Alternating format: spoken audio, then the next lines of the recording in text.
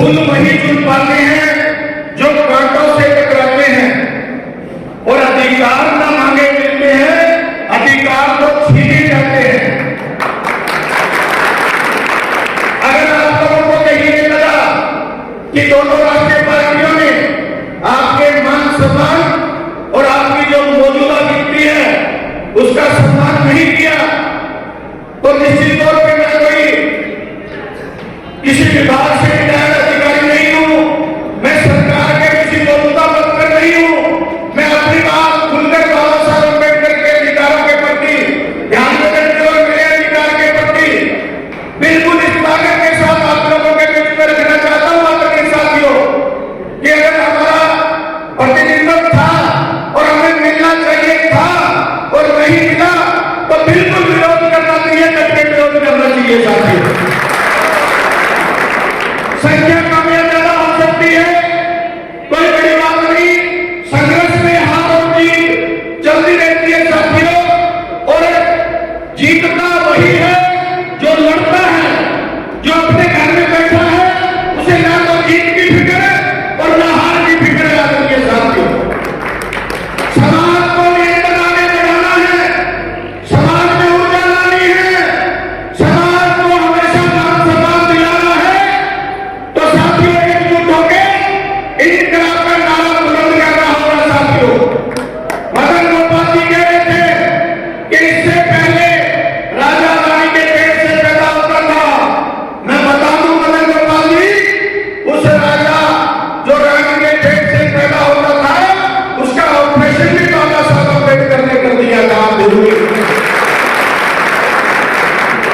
अगर हमने इसी चीज को अपना लिया, एक्सेप्ट कर लिया, स्वीकार कर लिया, तो फिर क्या फर्क है बाबा साहब के दिलवाए हुए उस अधिकारों का? क्या फायदा है उस अधिकारों का? आदरणीय साथियों, फिर ये सिस्टम तो चला ही रहा था, ये सिस्टम तो चला आ ही रहा था। राजा तो रानी की पेट से निकल के आ ही रहा था। अब नहीं आ रहा हमारा, तो हमें दिक्कत हुई तो मेरे पास धर्मशाला में सारे इकट्ठे हो गए। हुए कि नहीं हुए साथियों? पीड़ा है ना? मिलना चाहिए था बराबर का प्रतिनिधित्व। 3 सीटें थी, हालांकि मदन गोपाल जी ने कहा कि मैं ऐसा चाह रहा था। आज आप सरकार के बिल्कुल नजदीक बैठे हुए हैं, जहां से टिकटें मिलनी हैं उनके एकदम हाथ में हाथ आपके फंसे हुए हैं। जैसे इस बात की घोषणा हुई, आपको कहना चाहिए था डोटासरा जी से कि निर्णय गलत हुआ है। मेरा भी समाज है वहां, मुझे भी लोकसभा के अंदर उन लोगों के आगे हाथ जोड़ के ये कहना पड़ेगा कि 5 साल के लिए मुझे अवसर दो। मैं कैसे जाके कहूंगा?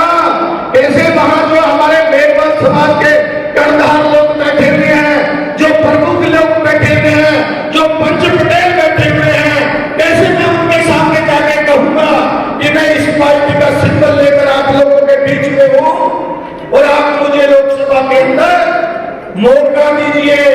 अगर आपने ये बात कह दी होती तो आज गढ़साना के अंदर इन हजारों लोगों को अपना समय खराब करके यहां बैठने की इजाजत में इकट्ठा होने की नौबत नहीं आती। पानी जी, दिक्कत यह है कि जो 16/4 और 15/4 का फायदा उठा करके व्यवस्था में पहुंच जाते हैं, वो लोग फिर इस बात को भूल जाते हैं कि कल तक जो हम समाज की इजाजत पर बैठ करके बराबरी के अधिकार की बात कर रहे थे, वो अब हम लोग वहां नहीं ले पाते हैं। मैं माफी चाहूंगा पवन जी से और मदन जी से, अगर आपको बात बुरी लगे तो भले 100 बार लगे, लेकिन ये समाज का मंच है और आप हमारे समाज के प्रमुख वो लोग हैं जो इस समाज की इजाजत से उठकर मुख्य धारा में पहुंच चुके हैं। आपका दायित्व बनता है जो अधिकार हमें नहीं मिल रहे उनकी रक्षा करने का। क्या फर्क रहेगा फिर डॉक्टर B.R. अम्बेडकर में और जगजीवन राम में? बता दें यहाँ बैठे लोग, अगर आप भी चुप बैठ गए तो फिर समाज का भला होने वाला नहीं है, समाज बराबरी पर बैठने वाला फिर नहीं है। भले ही हमारे 32 MLA में से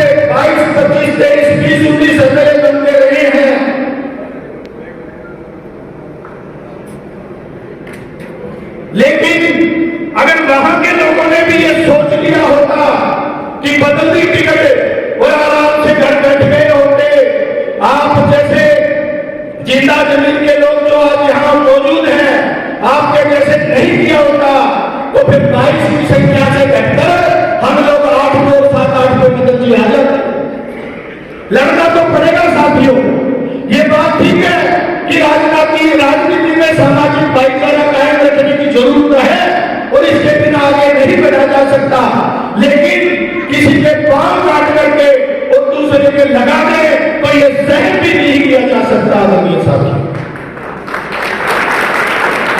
मैं पार्टी आलाकमान से कहना चाहता हूं, हालांकि वहां पर गोविंदराम मेघवाल जी जो आपकी पास लगती सीट से विधायक चुन के जाते हैं, वो राजस्थान में आपके बहुत बड़े मेघवाल समाज के ठेकेदार हैं।